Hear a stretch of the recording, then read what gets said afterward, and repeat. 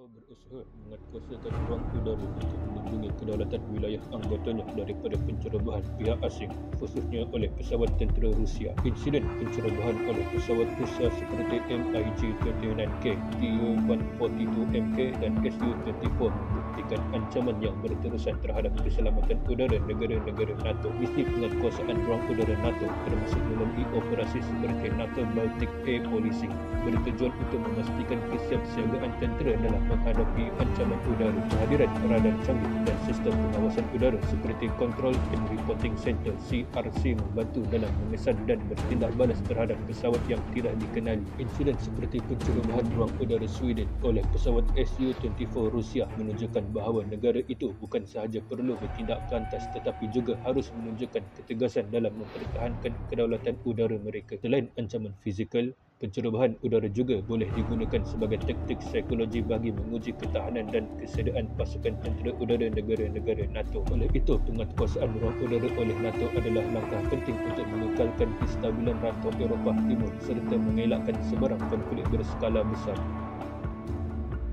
Insiden pemintasan dan pencerobohan ruang udara yang semakin kerap ini menunjukkan ketegangan antara NATO dan Rusia yang berterusan, khususnya selepas konflik di Ukraine. Langkah proaktif oleh NATO dalam mengawal ruang udara membuktikan komitmen mereka dalam mempertahankan keselamatan wilayah dan kedaulatan anggotanya daripada sebarang ancaman asing.